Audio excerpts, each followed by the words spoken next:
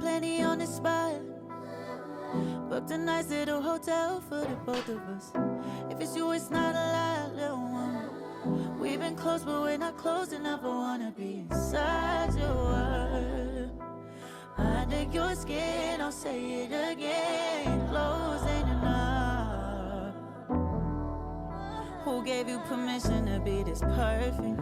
I think you should go ahead and thank your mama for me. Lord knows nice. what I did to deserve this. Cause you done stood by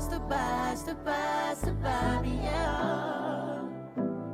And I know I never find somebody better, yeah. Said none of y'all. Here we go. Why is it me? You give all this love to. Why is it me? Y'all gonna do like it's You just. give all this love. They'll say all that and still leave and say, oh, Listen, I'm on a search, man. Like I don't know. I feel like she's British. In my mind, all singing white women are British. Like all the ones that just like go down there and get it. you might be onto something. You know, like I think is I don't know how we got they didn't came and cornered the market on the good soulful shit and the fucking kind shit. I'm dead serious. What the fuck do y'all like? I'm never gonna get off this fucking hill. What do y'all listen to have the real good, like, whether you're fucking, whether you're cuddling, well, y'all just having good times together. You just got some shit playing in the background. They y'all listen just to it. walking around. Like, They listen to it. They listen to it at their house when nobody else is around. They listen to stuff like this and they know the songs, but they embody the bullshit they listen to in public. hey, y'all gotta shut that shit off. God, man, Like you definitely can go to a lot of different women's house at some point and like hear songs like this and be like, oh shit, where you pull this from? Like you got a lot of songs like this. Why you don't listen to this when you driving down the street? Why you listening to? I ain't never heard seen you turn up like this, but when SZA, I was with my dad the other day, and this shit was playing on the radio, and it was like, I just killed my. He got so he's like, shut up, bitch. he just had no idea. So what the fuck is this? And we were like, it's SZA. He's like, it's stupid. He had the craziest old nigga rant about who the fuck wanna, and it was so genuine. He's like, who the fuck wanna go around listening to this shit? What you supposed to do with this playing? Like, I was like, I don't know, man. Like, everybody just Slash tires and break windows. Yeah, I didn't know that too, and like, I stand that I like really, really love the Kendrick album. I even enjoy her parts, but I never pay attention that she's like our age. It's like, damn. You don't got nothing else? Like, you ain't never like Even Mary switched it up and got happy for a little bit. shit, man. I don't know. You gotta cut that shit off a little bit. And especially now that there's like just far more than enough research to back it. Like it's just Don't. you got to get up off that shit. Don't listen to him. Turn it up louder and listen to it more. I know where the fuck to go the opposite direction. That's part of it, but also I know it's a bat signal for crazy bitches. Go ahead and listen to it. Lets me know where not to go, but also job security for us. So go ahead and keep traumatizing yourself. You're keeping us in business. Thank you very much. I appreciate it. Regardless of just the angles you listen to, whether it's, just psychologically, y'all, spiritual Wiccans, motherfuckers, like, God damn, boy, like. It's still contradictory to a degree. Like, you can't be, I am divine, I am in my essence, I'm this, that, and the other, and then that's what you listen to. Like, people are surprised. Like, my mentor had a little Friendsgiving day before Thanksgiving. Turn up. Went to her house, chilled with some of her people and other family members and whatnot, and kicked it. And this kind of conversation was going on. Because it's my generation, my mentor's generation, who's before us, and her sons. Well, one of them's my age, or close to our age. And then her youngest son is their generation. So we were just having the music conversation, and even her, she was like, I'm an old school ratchet, but what is this? Like, what is this stuff that y'all be listening? I don't understand it. Like, our ratchet was different. Yeah, we was creeping and all this other stuff, but still, like, our ratchet was a little bit different. Y'all want to be depressed listening to this stuff, and I don't understand it. Like, what's going on here? But yeah, it's all across the board too. Like I've kicked the backside of like a number of rappers. Yeah, it just I don't know. You know, you can do what you want, but I just always think about it like, and especially like still engaging with like kid clients. They just like, you know, they be like keeping me abreast, and I just be like, man, this. You don't think this is? they be singing their little heart out to it and singing it hard too, and then trying to say like it's good music and it's relatable. I was like, I can't relate. I don't know what you talking about, but I can't relate. Yeah, I think it's a you know, do what you want, but it's mid to me a little bit, just on all aspects. Like sonically, it ain't that deep. It's not. The sound. I'll let them know real quick. I don't really listen to a lot of musical words no more. What do you listen to? I live riding around today listening to either audiobook or Jameson. That's what I was listening to today. I wasn't listening to No other shit. So you don't think you're gonna be prepared or trying to tune into the Anita Max Win tour by Drake.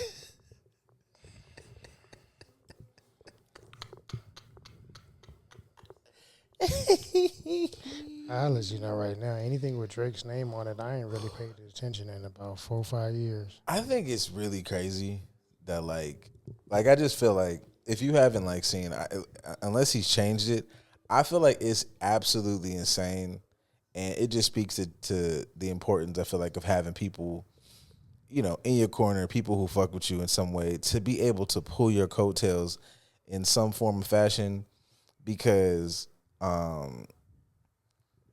one, the corniness of absolutely. That's amazing. That's an amazing list of music. Yeah, you I can't knock that out the park.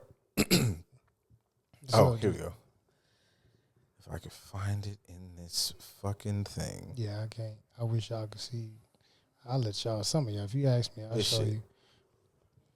So I'm gonna probably put this picture in right here, but like it just like the way that like if after all this Not Like Us nonsense, that picture attached to how he said Anita Max Win, it's like, hey yo, it just is not, it's not the best look, and it just opens you up to like crazy jokes. And I just feel like it just, you gotta have a group of people, somebody around you to be like, hey yo, this is nuts, because that shit looks crazy.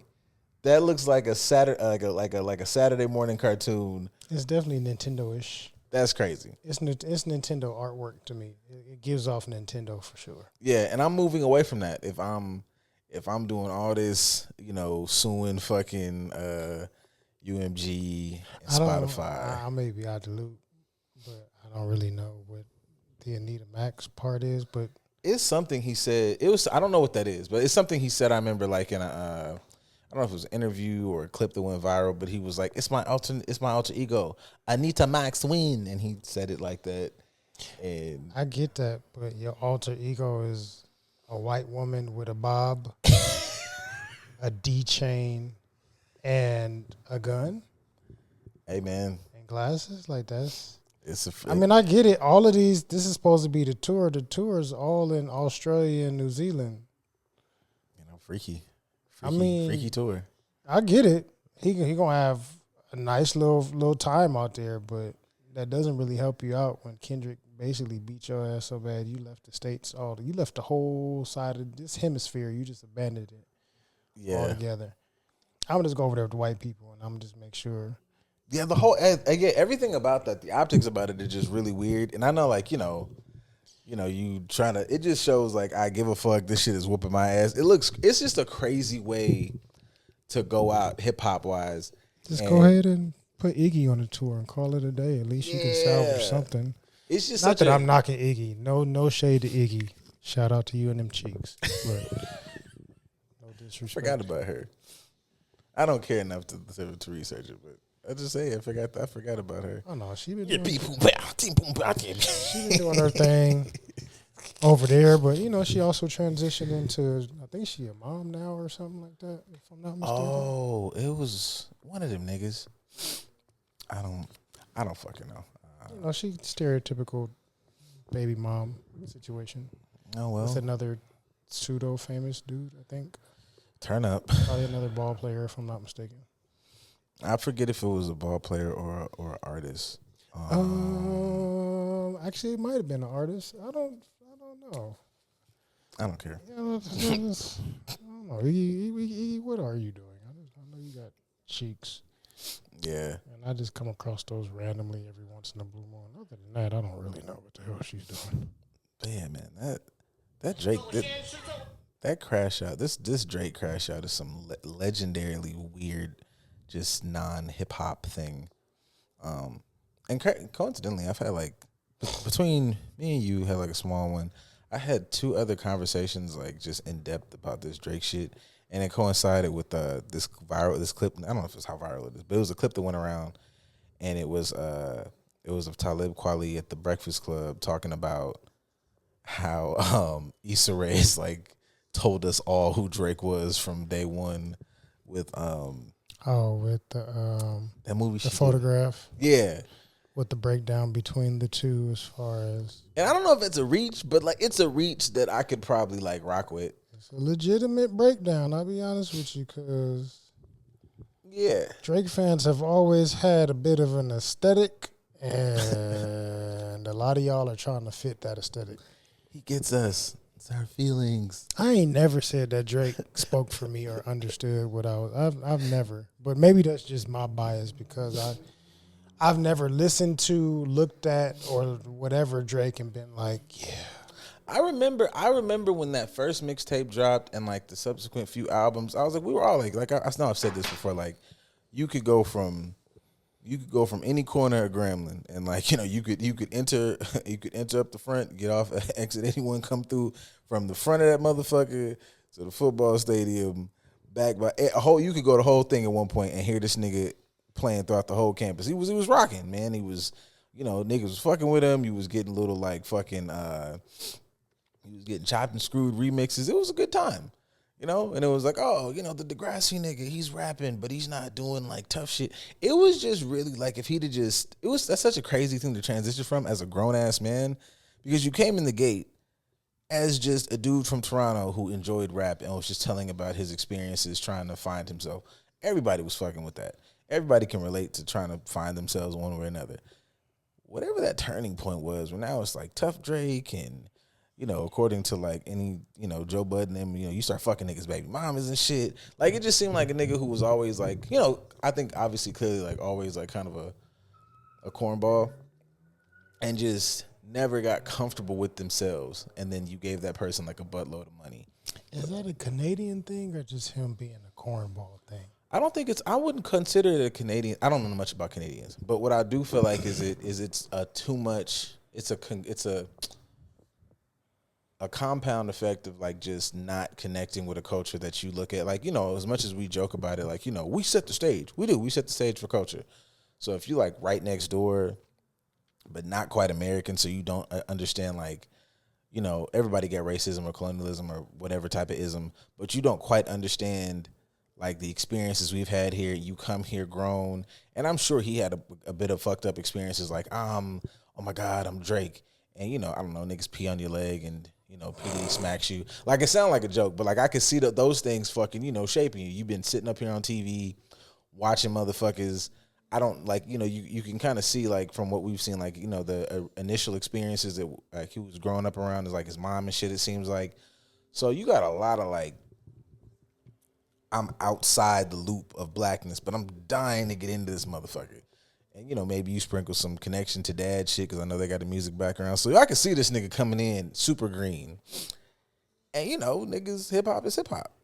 So I feel like there's probably some genesis of his backstory where, like, you treated me fucking bad.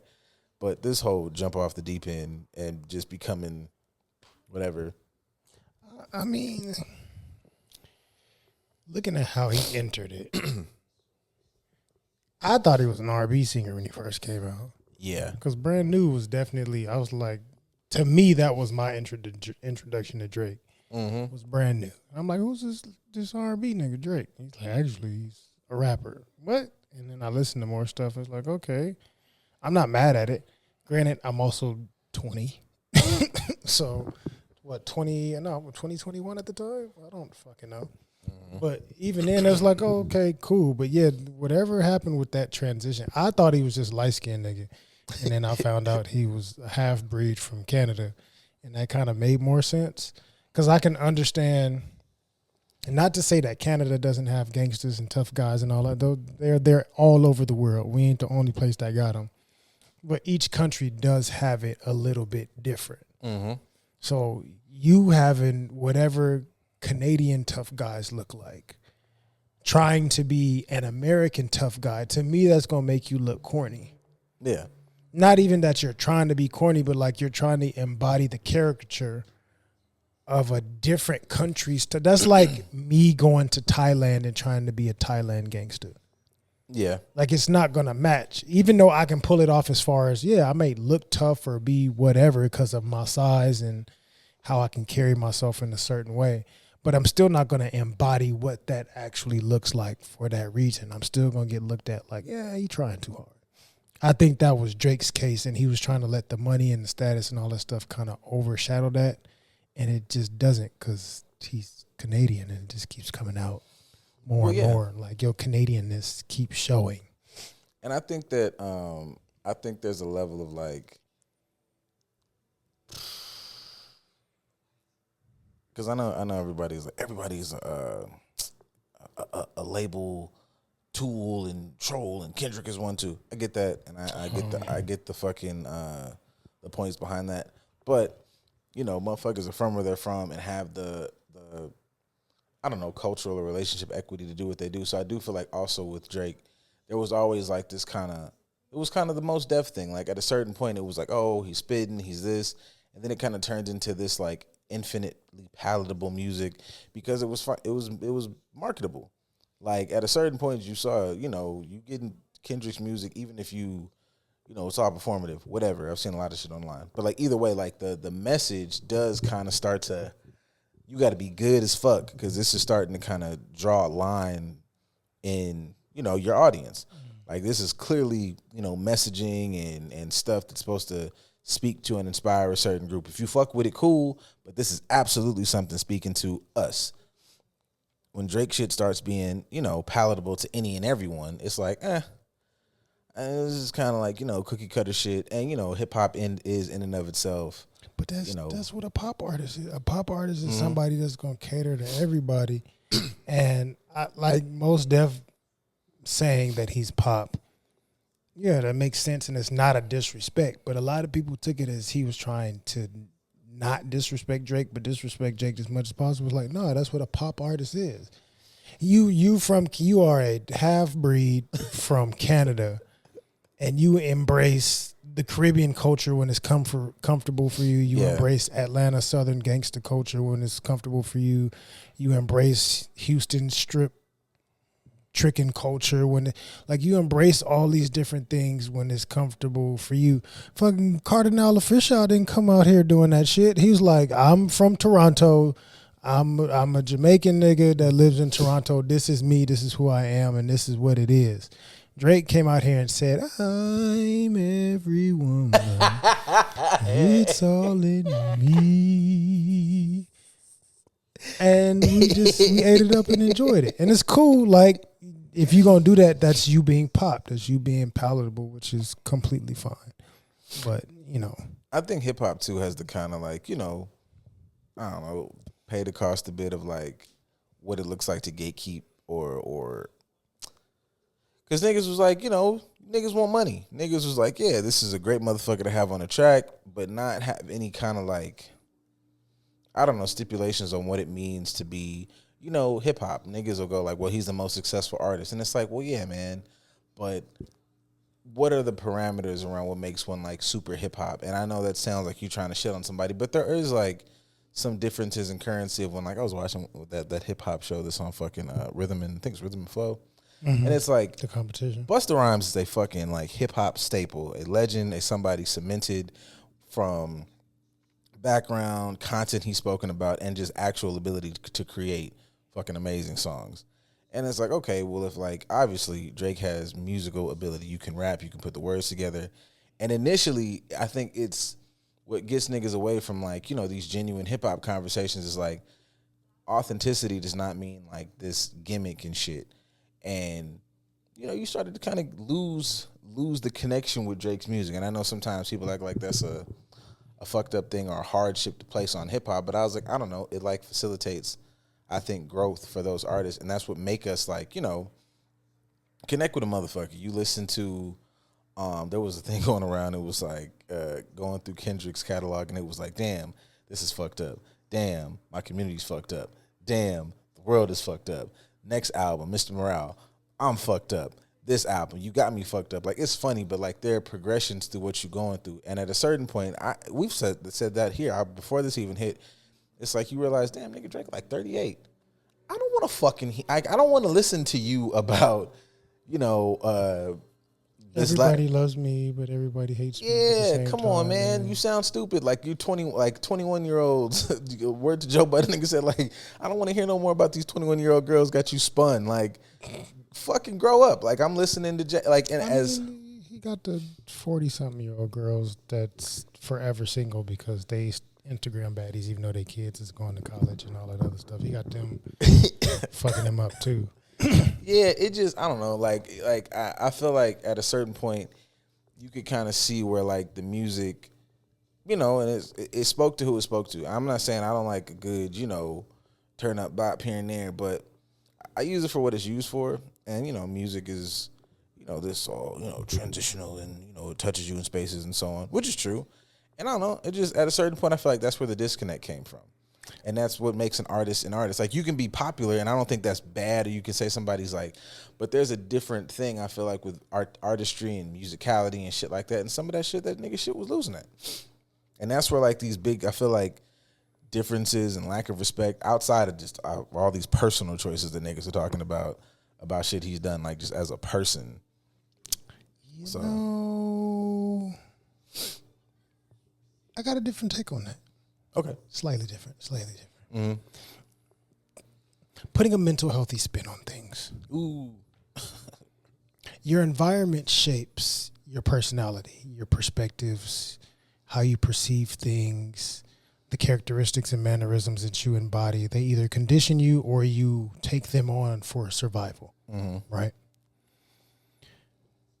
The more that I think about Drake, or we discuss it here, especially here in this moment, I think of camps. Because your camps are going to shape your personality, right?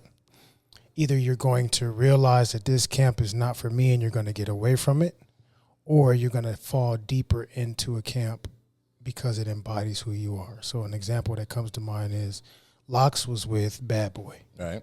At some point, not just because of money purposes, but in general, like Lox really, really became Lox when they got Rough Riders. That's true. Because that's a camp that really embodied who they were trying to be or who they were or whatever the case is, right? I mean, 50 created G-Unit, so 50 has been 50 the entire time from start to finish. But even the niggas that was with G-Unit and left G-Unit, they're still, they didn't go nowhere else after that. Buck was with, Cash Money beforehand, and then ended up, he's with Cash Money or No Limit, one of the two. He was with somebody at first and then ended up with G-Unit, and that's when he took off because that was something that more so embodied what he was trying to portray, etc.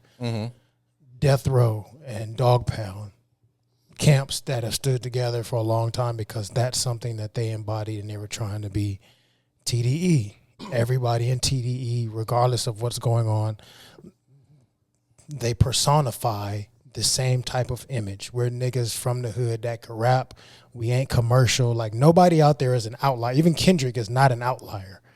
He may be the most successful, but he still embodies the same narrative as everybody else in TDE. Right. Drake comes from Young Money. That's true. Wayne, him, Nicki are the biggest. They're all pop icons. They're all people that started off with their persona being one way, and it shifted when they got more money. The environment of making more money and being this and being that and superstardom and all of that shaped them into being pop icons, which was bigger than them being hip hop artists or being a part of the culture or being this and being that. The money changed them. For everybody in Young Money, they got money and they either shifted away from music or they shifted away from the hip hop imagery and became a pop icon.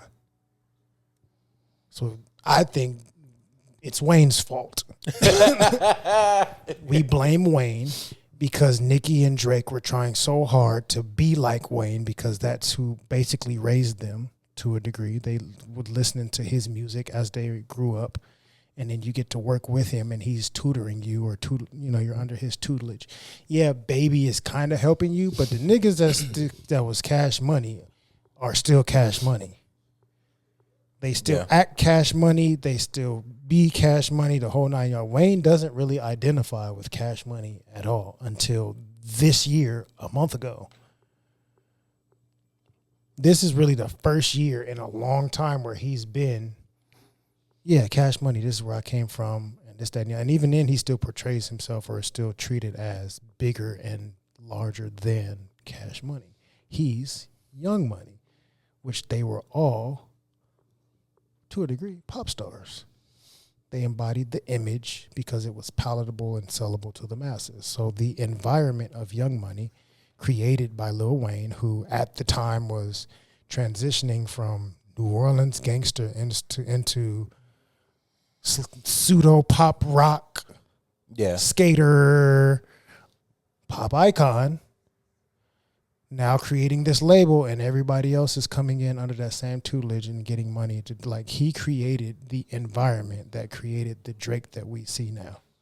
Do you think in order to be like a legitimately like great artist, no asterisk, that you have to have some connection to like a social stance or a political stance with what's like going on? Because like when I think about like the shifts between these two camps, you know, you might not have like, I don't fucking know, like Ab Soul or Schoolboy Q like specifically talking about like geopolitical shit in Yemen, but they have a stance on, you know, like what is a core value to be my family, my neighborhood, these things about my culture, my people. You could find songs and themes throughout anybody over there in that camp about family, about love, about me growing as a man. Like Q going on there going like, I'm 37. I'm not trying to appeal to kids. I have, you know, my initial music was very, very, very, very Crip related. And now I'm going to always rep my set, but I'm also a father. I play golf. I want y'all to see this growth, this change, what my life is like now.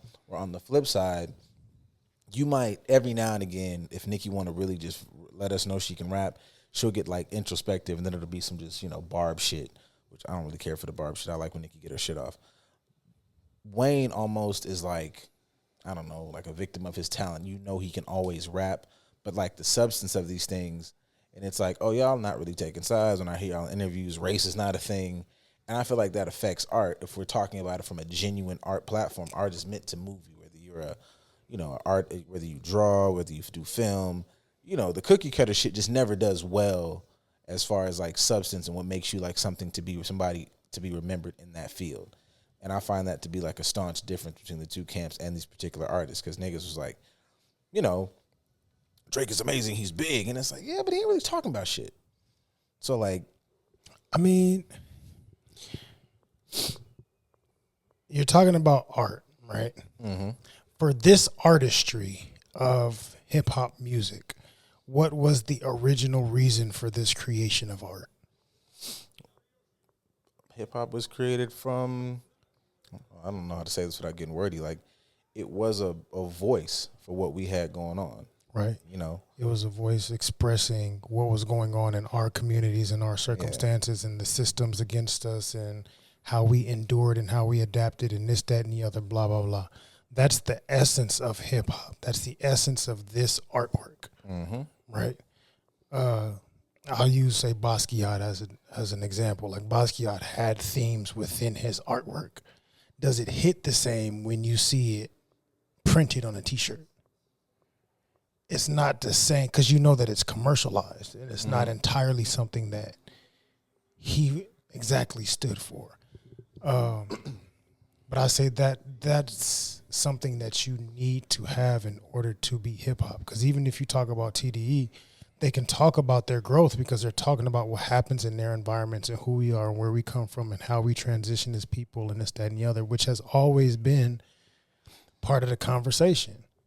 Even if you talk about, say, Public Enemy, they had a very strict stance on politics. Like, we don't fuck with the government, this, that, and the other, blah, blah, blah. But we also are going to talk about how to progress as people, how to progress as a person, how to be better as a man or as a black man. Like, we have to talk about progression because the original message of this artistry was created so that we can talk about how to progress just as much as we talk about our oppression. Yeah. When it comes to pop is paid on performances. We're here for the money, the imagery. We're performers. TDE spits, but they don't really perform like that. Kendrick isn't even really a performer. I think he's a good performer because he is artistic. Yeah. So he has a creation, or even say a Toby. Toby is good with his performances because he's an artist. He lets himself create in a different way to be able to bring a message to you that is deeper than just surface. But I think that also goes back to like the theme of like why we give artists this wide berth is because you go in with the premise that this person is trying to speak to something outside of, like, get your money. I'm not finna knock nobody for, whatever the market is, but the idea is to speak to something within the people or whatever, and how everybody is putting like, it's a vibe, it's a this, it's a that. It makes you feel a thing. It speaks to you. And a lot of times, obviously, that is, big credit to the music and the people who produce the songs.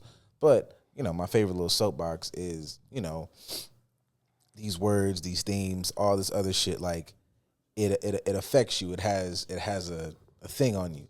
So I remember, like, motherfuckers was having that discourse about Mr. Morale and, like, niggas trying to say it's, like, too heavy. And I was like, if you're 19, like, I'm rocking with you. If you're saying that and you're 34, I feel like we have a good, like, and I'm not saying like that pompous shit of like Kendrick is beyond our thoughts. It wasn't that hard to figure out. This song is about depression. This song is about insecurity. This song is about blah, blah, blah. Spoken from a truly vulnerable place of, and not like framing it in something that, niggas are like, because I feel like that speaks like our conversations and how we interact in whatever relationships, friendships, whatever. Like, niggas tried to, turn around and turn it back on me. And it's like, you forgot the part of where you were a fucking jackass. Like, nobody turned their backs on you. You were insufferable. And it's the same, it's the same shit of y'all favorite little posts from spiritual, whatever the fuck, in song formation. Like, y'all the same individuals. And I think that, kind of speaks to why one would look at somebody as like a little less than an artist. Like, it's popular because, yeah, it's easy. I had that conversation the other day about like just opportunities of money we leave on the table by not just coming in here and go, and as a man, you got to. I mean, like, just putting this fucking, whatever you think about it, it's like having this little, these little crumbs of integrity. I should get up here and just say, as a fucking man, you got to pick it up and put it down, and she wash it or whatever. That'd be how it sound when y'all be saying that shit. You got to do everything within your power to bring home the bacon, and you got to let her make it for you. God, every time y'all, there's a couple things like that. Fuck it, we're here now. Like, it just be like, God, it's just like, that don't sound like death to y'all. Like, in my brain, when I be hearing them shits, because I was having one of my little, like, over the, 2 or 3 days before pod, I like to have like a couple of conversations, kind of get the fucking brain juices flowing. And like, in my brain, I realize this might be a little unhealthy, and I'll be able to bring it up at therapy. I got like 2 consultations this week. I'm gonna get my shit back started. I think I got 2, maybe it's 3. I for sure got 2. But it's like how much I register that to make it just super heavy. It's like, are you trying to kill me? Like, if we all have the information, right? If we're all liking the mental health posts, we're all loving that the black man, take time for yourself. And then after you like that post or you repost it yourself, some of y'all, and then you say the fucking provide whatever thing. And I was like, are you trying to kill him or me or us? Because we know full well what that entails. I'll defend them a little bit. I like making it that heavy. I'll defend them a little bit. But I'm only defending them a little bit to say they don't care enough about us to think about killing us intentionally.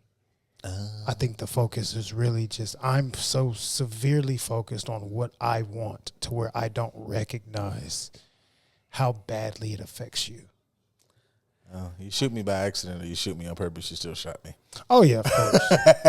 Of course. But I think a lot of them, I mean, so I'm listening to, and I posted it a couple weeks ago, I'm listening to Sex at Dawn. And it's kind of going through the history of human sexuality. Just a book to kind of show how monogamy is stupid.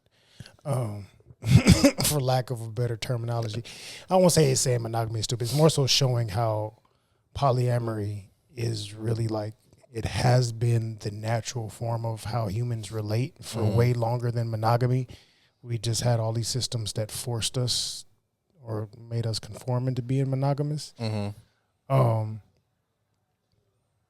But I think the main point of that is like it harps on how when we started having agriculture, as opposed to us, like everything we have and need is accessible to us, and we lived in harmony and we do this, that, and the other, blah, blah, blah. And there were and still are some civilizations that function that way. But once we started focusing on agriculture, manufacturing, it kind of led to more wars and more fighting because people started to become more possessive and more selfish. And this is my land, and I want to do this with my land. And I want to make money off of this and make money off of that, this, that, and the other, blah, blah, blah. All that to say, it transitioned into relationships as well, to where people started to become more selfish in relationships as opposed to understanding how to have a collective. Makes sense. So this is mine. We had it, especially in the States or, Western worlds, we very much started to transition to things being very much possessive, performative, things based out of survival, more anger, more this, more that, and more territorial.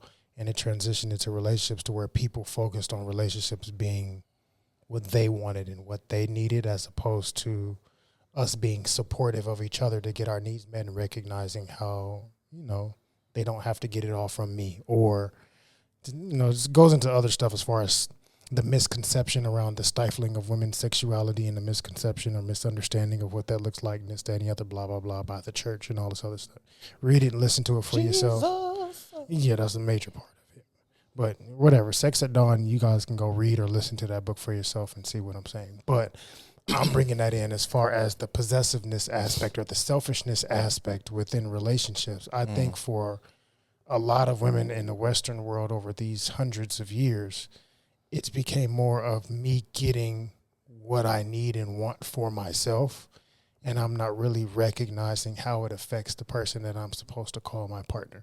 And not saying it's just women. I think, we've been conditioned to do the same thing as well on our end. I think in our lifetime, it's been heavier on the women being selfish in their own regard or overly emotional in certain ways to where they're not emotionally intelligent. Patriarchy been doing the big one. Oh, absolutely. But that's part of the conversation too, even in the book. Like, patriarchy didn't just affect men, it affected women as well. So we both were kind of convoluted by this thing called patriarchy and how it painted a false narrative and all the things that we were told that it should be. There's actually evidence to show this, that, and the other, blah, blah, blah, how that's bullshit, and it was used to manipulate and this, that, and the other, blah, blah, blah. And this is the real evidence that shows you how, so on and so forth, right? But it did a number on both sides.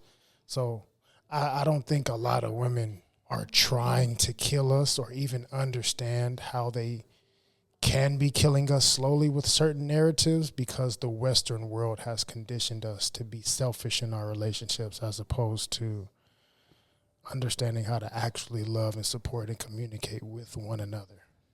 Yeah, I like saying it heavy like that because I just feel like even if, and I haven't had like a bunch, but I had some maybe like 8 conversations where I've led with that. Because I feel like it at least sets the premise of like, yeah, let's get some fucking thoughts going, even if you like hate what I just fucking said.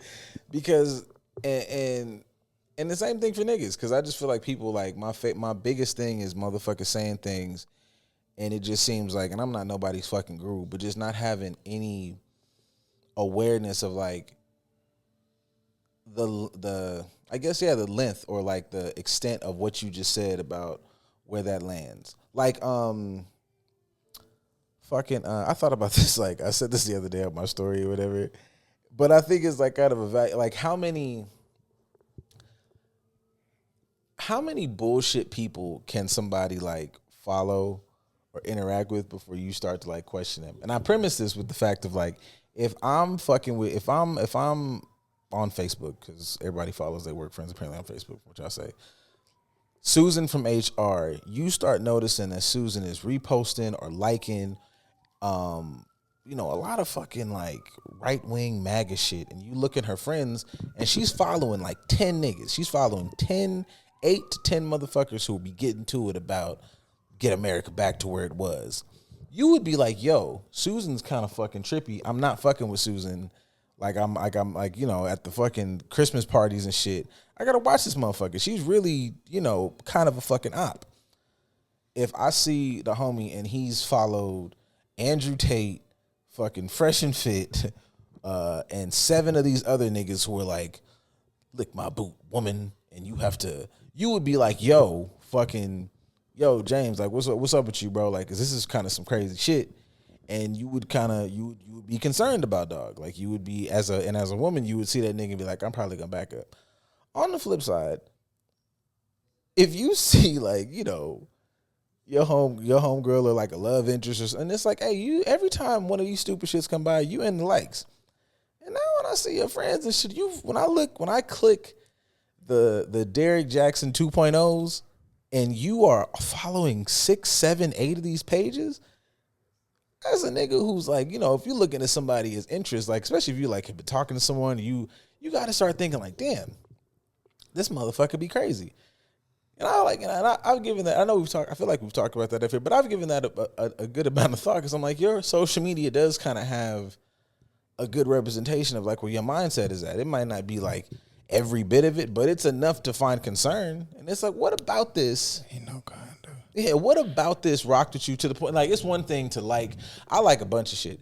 I don't like this page, but I can understand this post. You following and like engaging heavily, what about this shit really, really rocked with you? And I think about that from the premise of like being whatever partnership you're in. If you're dating, if you're looking at this person with interest, or shit, if you with somebody and y'all been kind of rocking and talking and we in a good space, and you start seeing like, hey, yo, like maybe you haven't unraveled because it's taking you longer than fucking 7 weeks to figure out this is your love of your life. Stupid fuckers. But over the course of you, like, y'all exchanging, you seeing like, hey, like, what about this is like really aligned with you? Because this is nuts. I mean, I part of me, at least in this moment, is kind of correlating it to the aspect of the conversation we had a second ago as far as environments shaping Drake. Like, the environment that we've been in, aka society that we've been functioning in with the influence of social media and pop culture and all this other stuff, it has influenced some Drake-esque mindsets in the people, which, like Drake being a reflection, him being so large because people identify with the imagery that he portrays. People like the stuff that Kendrick say and they're impressed by it, but they don't embody what Kendrick said. West Coast people do because he shares a good amount of West Coast culture. So just by default, we're going to embrace something or embody some of it because it's, it's a regional thing for us. But people don't embody the words. Like, people love Mos Def, but y'all ain't bumping Mos Def and embodying what Mos Def talks about. You're embodying Drake, because that's the environment that you're growing up in. I'm saying that to say, like, not just the post of said Derek Jackson 2.0, but everything that you post on your social media is going to be in alignment with that, whether you think it is or not. Even the pseudo fake hold of spirituality post that y'all throw up, it's still the same aspect of Drake to a degree. Yeah, and I find shit like that sometimes to be like, I'm a big fan of like, the concept of duality, but I find a lot of these shits to be in contradiction. Or if you are some super hyper spiritual person that you believe yourself to be, you would be able to see the correlations of like, this thought process gets to this space. So a little critical thinking would be like, hey, this is actually kind of nuts. Like, what was nuts?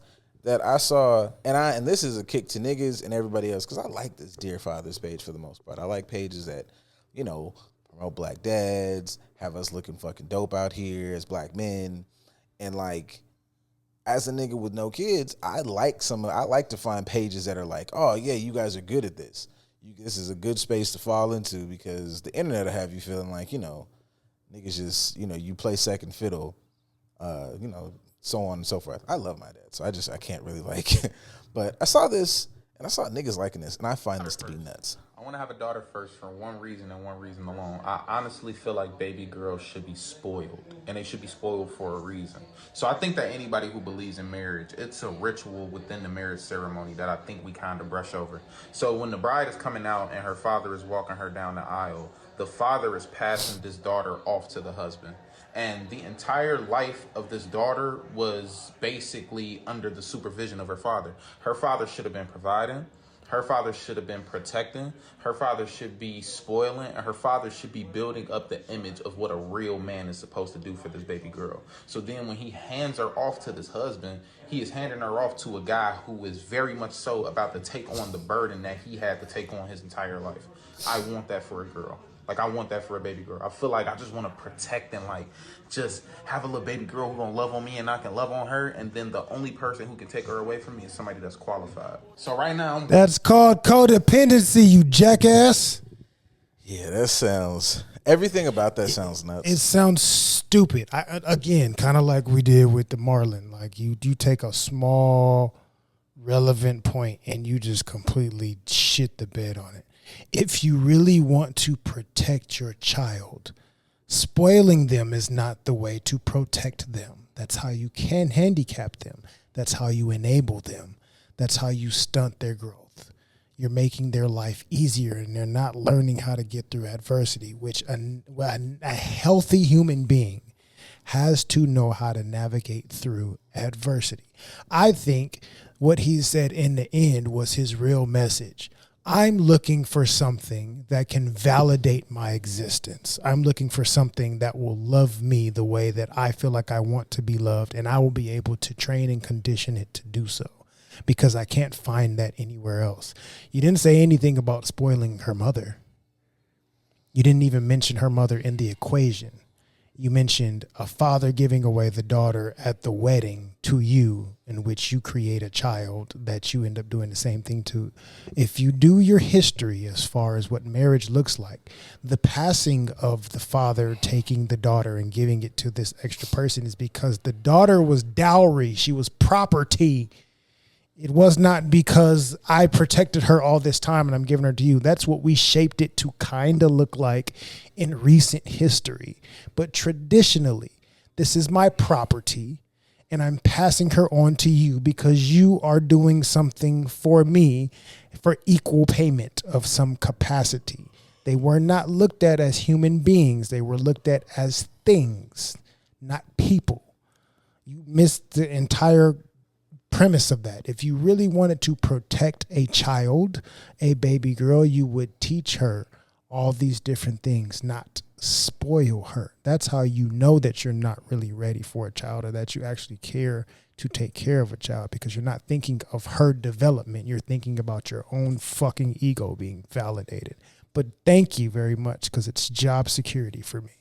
I don't even find that to be job security. I kind of want you to, I don't feel like those motherfuckers even go, I feel like people don't see that shit as like an issue, because it wasn't just like, it's not just like a women thing. Like, it's mad niggas in there, and I just feel like there's like a variety of layers that make you think that that's kind of like okay. Like, if you want that type of behavior, like, I don't know, man, you should probably like date your father. Like, it's enough. It's a bunch of rhetoric out here that's like talks about, you know, mama's. No one talks about that. That makes sense. It talks about mama's boys. We are very quick to identify ways in which men have an unhealthy attachment to their mothers, and like, you know, everything from identifying it to going down and dogging these niggas, like, you know, as far as like verbally, because it is your job as a man to go out and take the world, you know, pick up your bootstraps, take the world by its ears. And also, you'll simultaneously say something like that and then click double like on, like, you know, black men express yourself. Those things don't exist in the same space. They are super contradictory. Because my thing is, if we remove the gender, let's remove the gender that you really want a baby girl. In general, you're saying that your narrative for how you want to raise your child to show them that they are loved is to spoil them and to love on them and have them love on you, and nobody else can take that away until they get married. Are you going to teach your son the same thing? Are you going to treat your son the same way? Because essentially your parenting style should be roughly the same and not differing because of gender per se, but differing because of personality, because your children are going to be two completely different people. You can have two daughters and they be two totally different people. So some ways of you parenting this one daughter may not necessarily work for the second daughter, and vice versa. You will have a foundation understanding or a foundation that you are raising them on, but you still have to affect certain things differently because of their personality. So if we remove the gender of woman or female or little girl or whatever you want to call it, are you going to spoil your son as well? No, I wouldn't do that. I wouldn't spoil my son. I want him to learn from this, that, and the other, blah, blah, blah. Oh, okay. So you understand that going through some adversity is going to help teach your child. Yeah, it's going to help make him a man. So why wouldn't it help make your daughter a woman? I think that's part of the thing that bothers me is like creating the space where somebody is like a forever little girl, and like not saying, I always look at niggas like that as like getting the bag. Like it's a bunch of goofballs that are gonna come like this, which I think is telling as, say, a partner and somebody just in general looking at the landscape, but just what people are into. But you as an individual thinking about that, why would I not want to raise my daughter to be powerful? Why would I not want to raise my daughter to be smart? I can't even say this is like something I've developed as an adult. I've never had, and I gotta thank, I guess, my parents for that. Like I've never had this like, oh shit, a daughter. Like I think, you approach things differently, but I don't have this, I want to see my son score a touchdown and my daughter be a pretty whatever. I will watch my daughter score goals or shots or bust a motherfucker's ass or whatever the fuck she's doing. The same way I would go and show up to my son's fucking science fair shit and he don't want nothing the fuck to do with no goddamn sports. Like I don't understand at this big age with all the stuff that we've known and learned and from our own experiences, why I would not as a man love on my son in a way that allows him to understand like softness and emotion.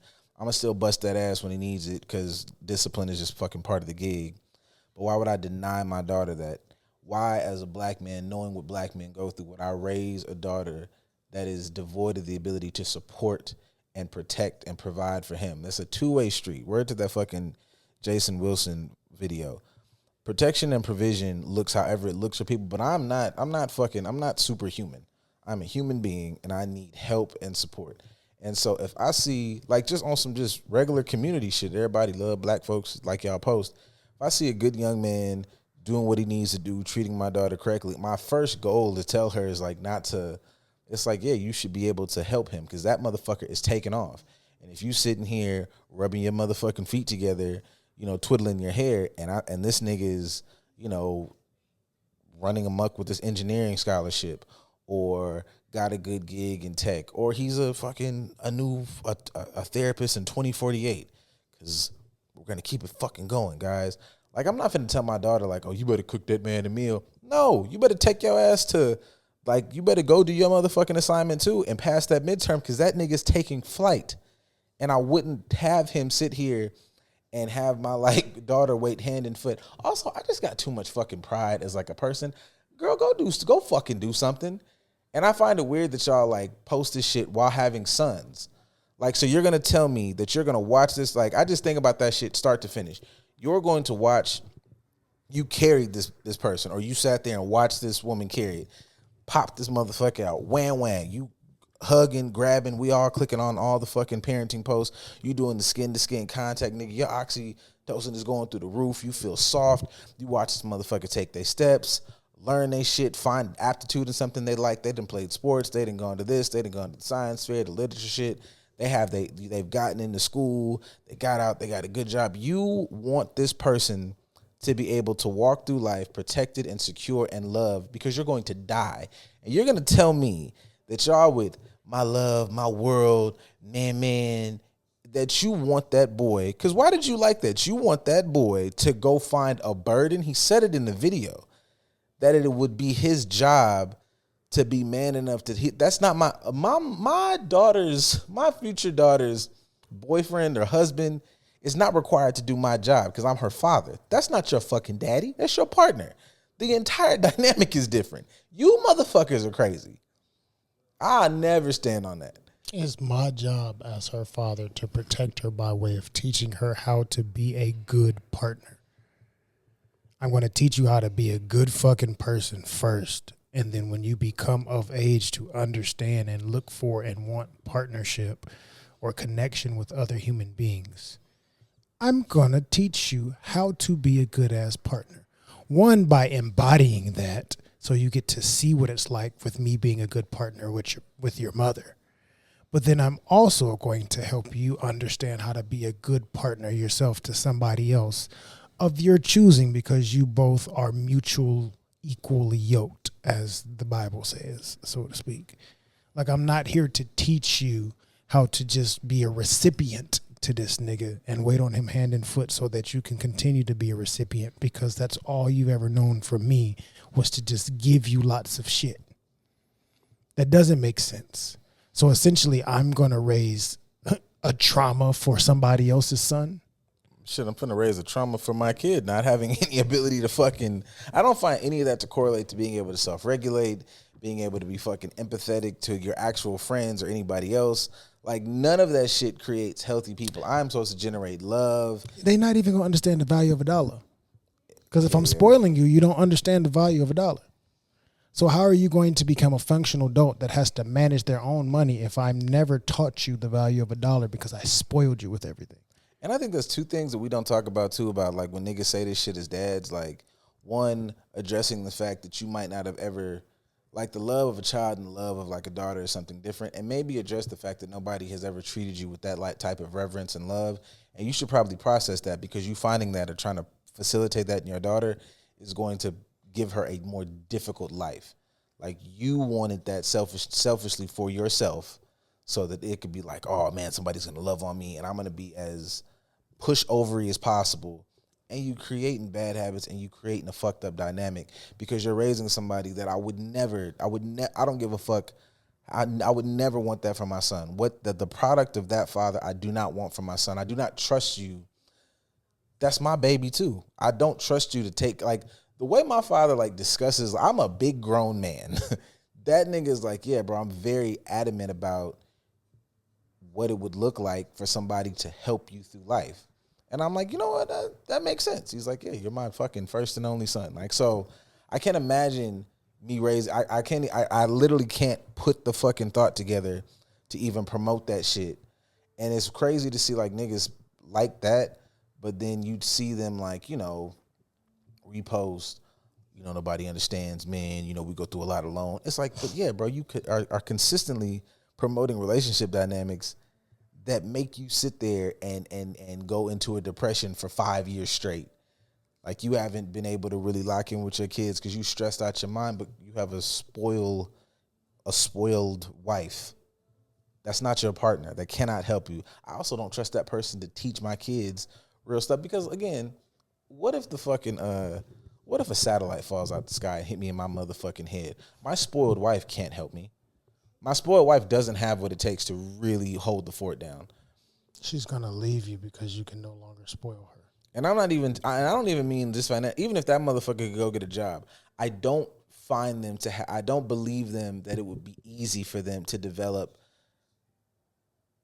the genuine, like, interpersonal shit that you need to be a loving, empathetic partner. Do you know how crazy that probably is to try to, like, not crazy, that's a bad term, but like having, I'll say this to somebody who works with it, watching someone try to traverse and learn empathy is a really hard thing to do. And I wouldn't put that on my son, that he has to walk with this person and then maybe they learn empathy by the time y'all have the child, because they've never really endured that because they never had to. Those don't translate into empathetic, kind, compassionate people, in my opinion.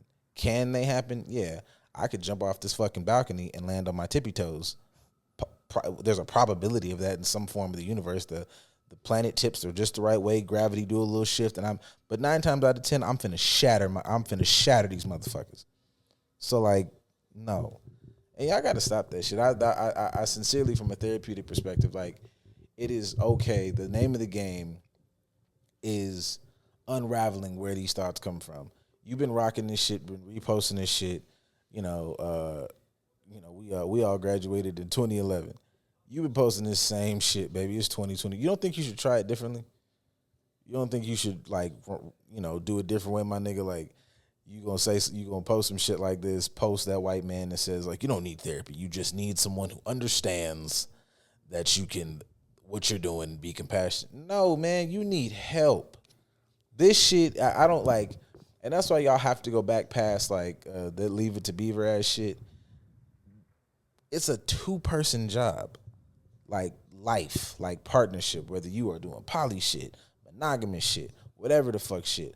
My job is not to come carry the weight of others. I give you love, and I take that risk. But also, you have to give love too. Otherwise, I'm going to take mine away and go somewhere else because I'm going to die here. Like, But that's a consequence that you never learn if you're being spoiled. Yeah, come on, man. This is simple math, everybody. Like, or, again, my favorite thing is we cool if y'all call it what it is. I don't want to be in love. I want to be taken care of. I don't want to be in love. I want a woman to shut the fuck up and listen to me, and so I can feed my ego in that way. I want a good dog. If y'all say that, man, I ain't even going to go back and forth with you, baby. But you would have to be self-aware in order to say that, and a lot of them are not self-aware. They believe the lie that they've been told, and they embody it. Again, going back to the Drake conversation, your environment has conditioned you to believe that this is who you are supposed to be. And it's not. I was trying to find the post of what you were talking about a second ago to play it. But the frustration with that is that post brought up the other side. You got a son and a daughter. So, oh boy, you're going to raise your girl to be, I expect princess treatment and all this other bullshit that they post on social media. And then your son is going to be what this white man says, as far as I'm here to suffer and struggle and provide and all this other stuff. And I don't need therapy to talk through my problems. I just need people to understand what I go through and just say, thank you. Thank you for sacrificing yourself to do all these things for us and give me space to do so. But I don't need to talk about it. I just need you to understand how hard I work and say thank you, basically. And I think, dudes, that's who you're raising. Those are your children right there. Hey, yo, starkly different. And I think dudes got to stop saying that shit. Like, I understand where that comes from, but I feel like there's a part of that still feels like all of your value is in what you can do as a fucking item, as a tool. All I need you to do is say thank you. Because if I ask you for help, I feel like you'll devalue me. But even having that as a dynamic in there is enough to make you start to probably do the hard work of reevaluating this relationship, reevaluating the partner, reevaluating your views on what you consider yourself to be important. Because it's not enough. I need fucking help. Okay? Help is appreciation. Like, true appreciation is help. I appreciate what you're doing so much so that I want to make sure that you don't have to do it alone. So how can I assist you? That's true appreciation. Appreciation isn't, oh, thank God. Thank you so much for all that you're doing for you. Appreciation is not what we're told to do with God. Thank you, God. I appreciate you so much. I'm so grateful. Please, can you just continue to bless me in all these different ways? This, that, and the other, blah, blah, blah. Take away all my burdens and show me how to.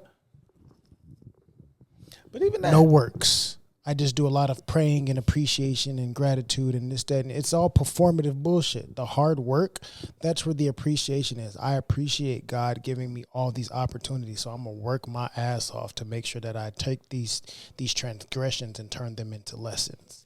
Yeah, I just can't, and I know I've said this line before, I just can't understand, like, simply the concept of love being something that comes from a giving space. And everything motherfuckers talk about is what they can take from a motherfucker. Every time somebody talk to niggas about love is what they can take from us. And it's like, I don't feel like that's understood. Because a motherfucker will post like, oh man, I love my homegirl, I give her anything quick and fast. I love my homeboy, like I give him. Okay, cool. If that's not the same feeling in the relationship, then there's something that should probably be reevaluated. Because I give to my parents. I give, like, and it's giving back. That's kind of, I don't know, man, the little paradox of this love shit. And every day, it's just the same, it's stupid shit. Only thing that's saving you is the heart of a woman. And that woman is my mother. While she fucking plays the voice of reason, so I don't hit you with a fucking like Kurt Angle suplex for this stupid shit you're fucking saying.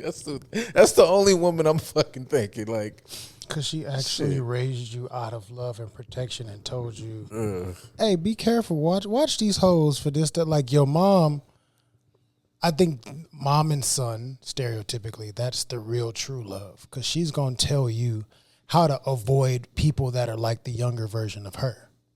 She can acknowledge that, yeah, I was out here in these streets, and I'm going to tell you how to avoid a woman like how I was when I was young, because I love you enough to make sure that you are armed properly to go out here and understand how to value and protect yourself from sack chasers like me. Yeah, I just logically, that shit just don't make, and it's the same shit that, like, you know, the same questions y'all be asking. Would you want that for your daughter? And a nigga be like, no. Okay, cool. Would you want that for your son? Like, the same motherfucker you are. Would you want that for your son? Absolutely not. And now, you know, you right now. Y'all can keep it to yourselves, you know, but like, take the arrogance out of it. Write it the fuck down. My son does this, and this. I believe he's this ability. What the fuck would I think a partner for him should be? And I'm not gonna hold y'all, man. I love, you know, a good taking care of house. But I washed some clothes today. I did. Shit took me 2 hours. I put it in the washer, and then I went and scratched my ass, and then I put it in the dryer, went and scratched my ass. I even folded a few items. So like, I hear you. You know what I mean? Like, I wash dishes. I've gone to the store and bought groceries. I've gotten lists sent to me, like if it's like, oh, you want a specific amount of things.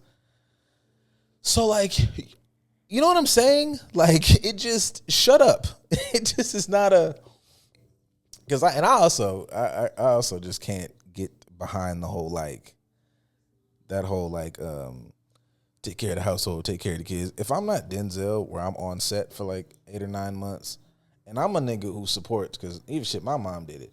You get pregnant, I think we should take off a year, maybe 2, because you could just lock in, you know, whatever that paternity shit is, you know, figure it out. Everybody be working from home and shit now. Like, I'm down with that. But the way that every time y'all be talking, and it's like, so nigga, you think you finna deny me my time? Because I got to be out here busting a lick. Or you think I get to go bust a lick, come and be tired, so now I'm not really locked in? That's crazy as hell. Like, it just, none of this shit makes sense, yo. It doesn't like, make sense. It's like they at like the rent $3,000 in fucking I don't know, in rent is $3,000 if you live in the middle of Albuquerque, New Mexico. Like, girl, shut the fuck up, man. Like, come on, G. I mean, but does providing and protecting the household as a man is making sure that it functions properly, right? That's valid. That means that I also have to make sure that my partner's functioning properly. You can look at it and say, yeah, I'll make sure I'm the head of my household, or making sure the woman does this and I do this. That's you checking off boxes. That's y'all doing chores. That's you fitting into a box. That doesn't mean that the house is protected and secure. Protected and secure means, hey, you're my partner. How you feeling today? Like, how are you actually doing? Because how you're doing is going to affect this household. This meal is going to taste different if your head ain't in the right place. So how are you actually doing? How are you doing on your job? Because if you can't actually function, you're going to end up having to take off some time from that job, because you're going to be burnt out, or you're going to lose said job because your performance is going to dip. So taking care of the household means taking care of each other emotionally, mentally, physically, making sure that we're doing what we need to do to make sure that we have the ability to both take care of this household in whatever role or job that we both agree to do. That's taking care of the household, caring for everybody in it, and making sure that they have what they need to be able to do their agreed upon role. that has nothing to do with the stereotypical shit of paying all the bills. You can pay all the bills and still not be able to handle your shit properly. Man, he got that shit off quick. Clean. That's some player shit though. I mean, no hesitation. Yeah. Watch Hell's Paradise, guys. Just do that. You know, I think it's like my little last pop culture thing. I'm gonna wrap it up for the day. I want y'all to wrap it up with this fucking conversation about Denzel kissing a dude for Gladiator. Like I heard more conversations about how crappy of a movie it is, and it leaned heavily on Denzel to save it more so than I've heard the conversations of him kissing a guy. Well, that's the crazy thing because I feel like the conversations of him kissing is literally just us, and I just want us to like, we gotta have better talks, everybody. Like this is a theater trained actor. Like, you know what I'm saying? Like this is one of the greatest actors we've had in across a few eras. On the tail end of his career, because he's about to go sit down somewhere. As he's announced. And then there's enough interviews where people talk about it, and he's talked about it. He was like, he described the scene on some extremely Roman shit.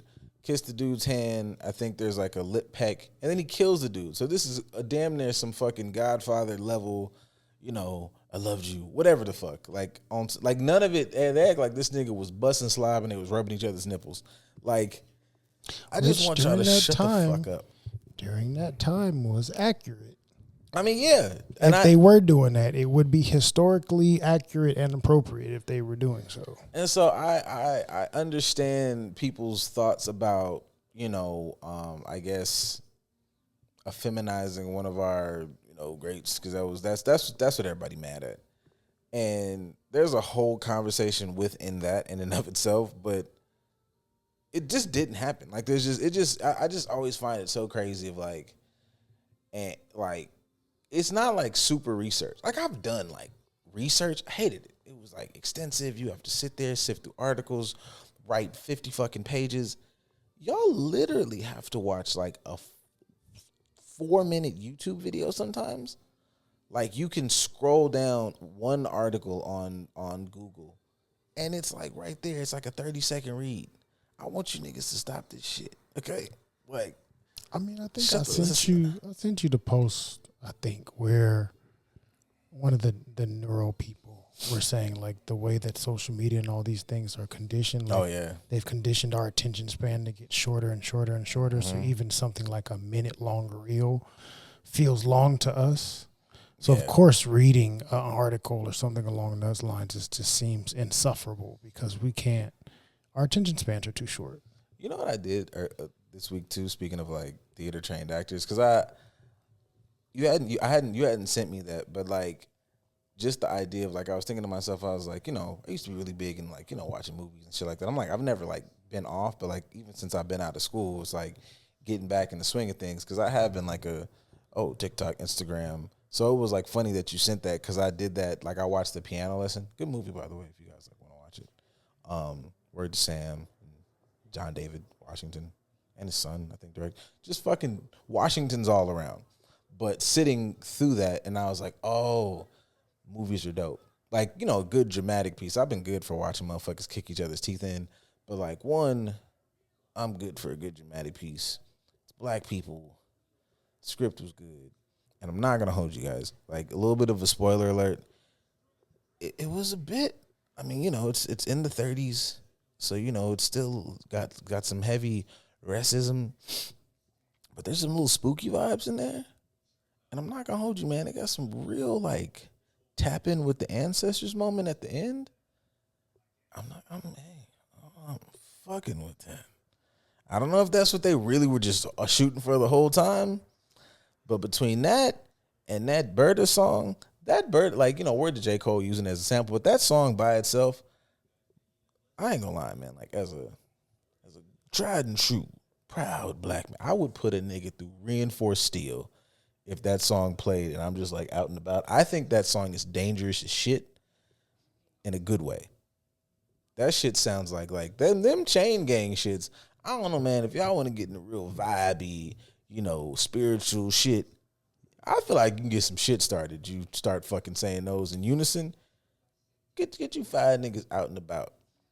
and start singing some of them chain gang things. Shit, I think you start to pick some up. Somebody gonna rise up. I don't know what y'all finna do, but you get something together, and I'm here for it. Cause that shit had me hype. Word to fucking Sam and them. It just sounded like some shit that you just supposed to fucking like. Oh, they said they was pulling up on us, huh? All right, fuck it up. That's it, guys. That's enough. When next week, I'm gonna look for the bullshit because y'all have pissed me off for not the last time, but It's definitely not the last time. it's not. All right, let's find something sexy to get the fuck out of here with. Is it in the right way these days? Well, that was loud. Selection? Always. Wonderful. Shout out Joe K. Don't know you, but appreciate you in selection for the last 6 years that I've been listening to it. Anyways, thanks y'all for listening. Keep posting things you're posting. He gives us stuff to talk about. Yeah, because I'm taking them out, make fun of them. I'm trying to really get them back on this fucking like. We're laughing at you, not with you. Yeah, this reaction kick. We can get better at that. This is becoming like a good little thing. This shit rocking. This shit's rocking out like fucking 30 minutes off top of just like, oh, you said that? Let's fucking talk about that. Absolutely.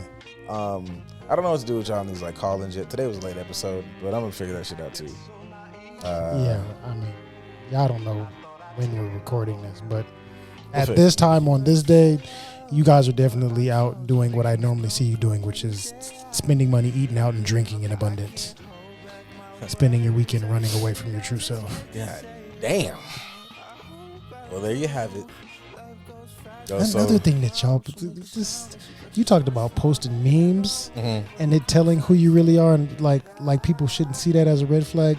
Y'all don't realize the activities that y'all post, that y'all participate in, and how that is a deterrent. Like, I see you every week with multiple alcoholic beverages, and you're the one I'm supposed to apply pressure to? A Lush? No thanks. No thanks. No How thanks. y'all be doing that on Wednesdays and everybody ain't got no. All right, whatever. No thanks. Okay. I'm cool. Hey, we could hang out. We could go kick it. Apply pressure is crazy. Yeah, I ain't gonna hold you. Like, I do enough damage fucking taking pre-workout. man, like I ain't even talking about no liquor. I don't want to get another rant, but we could, you could link up. We could go say hello. We can go mutually meet up. Apply pressure. I'm climbing the ladder in this career. I done man, let me get the fuck out of here. Yeah. I ain't applying shit. Yeah, because I'm about to start. I am a licensed therapist in the state of California, and you think that somebody that talks about how to have healthy emotions, process them, and have healthy relationships, that's what I get paid to do every day. And you think that I'm going to subscribe to the type of relationship that you are telling me that you're looking for? I see how unhealthy that is. Did you really think that my brain would break and I would just, all that shit that I learn and I talk to people about every day would go out the window and I would be okay with the bullshit that you peddling? No, thank you. I would be a disgrace to my degree. Yeah, you carry the shit with you. Like if you was a mechanic, you carry them skills with you. If you a doctor, you carry them. So yeah, I don't know, man. Good luck, baby. I'll see y'all next time. Bye.